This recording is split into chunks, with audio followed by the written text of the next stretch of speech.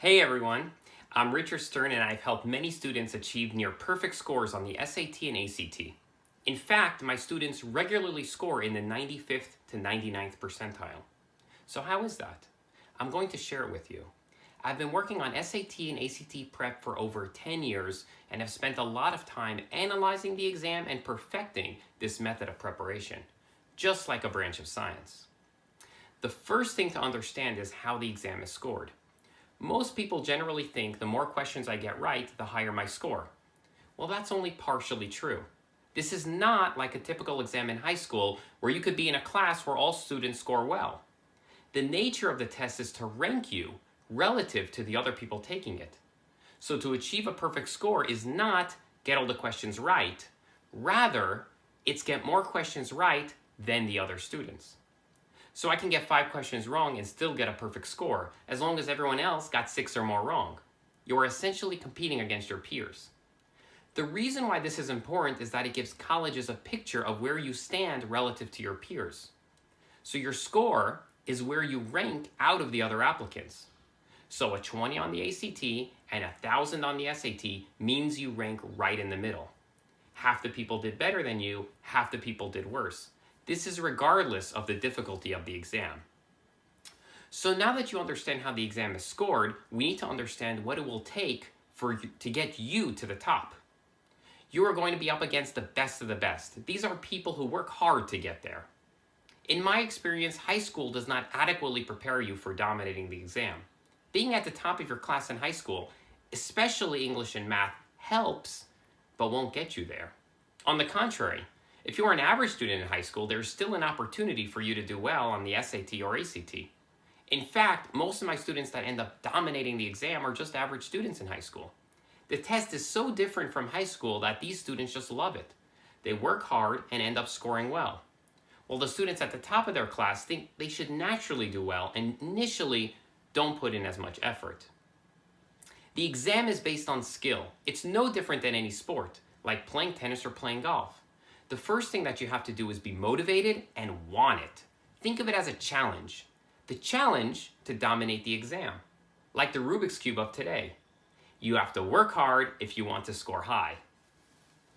Okay, so now that you understand how the exam is scored and you're properly motivated to succeed, I'm going to tell you how to get there. We already said that the SAT and ACT is no different than a sport. And with any sport, you need practice. Practice on the SAT or ACT comes from working on official practice tests. When I say official, I mean real, previously administered exams. For the SAT, it's the official SAT study guide, or as I like to call it, the blue book. For the ACT, it's the official ACT guide, or the red book. These are the only books that contain real exams. This is because the questions are copyright, and no other test prep company can publish it. There are a lot of other books that claim to have practice exams, but they are not official exams. They are close, but not the real thing.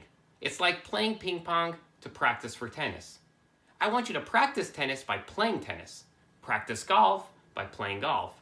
Practice ACT and SAT by working from official exams. Okay, so now that you have the book, there's no need for you to do a full-length exam at this point. It's a complete waste of time. My philosophy is to work smarter, not harder. You're not ready to take an exam. You don't know what you're doing.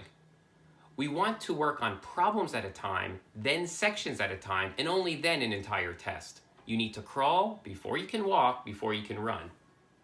So you need to start with one section. Pick a section. I like to start with the reading section. The overall strategy will be the same for all sections. The SAT and ACT are very repetitive exams. They ask the same types of questions. That's why it's possible to dominate the exam. You learn from your mistakes so you can improve.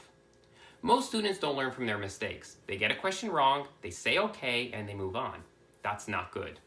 You need to embrace your mistakes. You need to understand each question you get wrong and why it's wrong. Also, each question you get right and why it's right. No guessing. This will require a lot of discipline, but is necessary. You need to get yourself a notebook and record all of your practice. All work goes into your notebook. Every question you get wrong, you analyze why. Why did I get it wrong? Then think to yourself, if I was presented with the same problem or similar problem, can I get it right? Do I now understand how to answer it? You can certainly do it on your own, but working with a skilled tutor one-on-one will significantly shorten the time. You can contact me and I'm available to help. Everybody has strengths and weaknesses. My goal is to work on your weaknesses and convert them into strengths. You are the athlete and I'm your coach.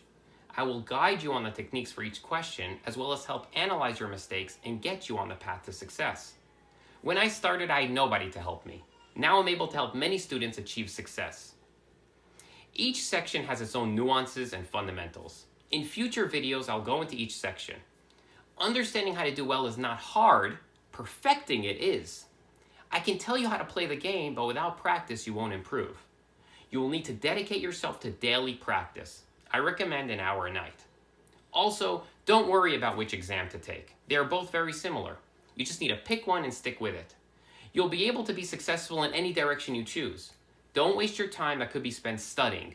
Some parents and students want to analyze and pick which one is best for me. They're both very similar.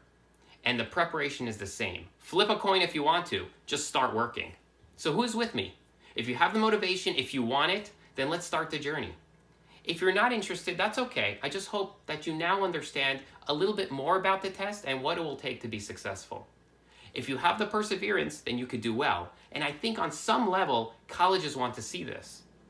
The content of the exam itself doesn't reflect any special ability for college. It's your grit and ability to prepare that will show colleges your ability. Yes, it's hard, but if it was easy, everybody would be successful.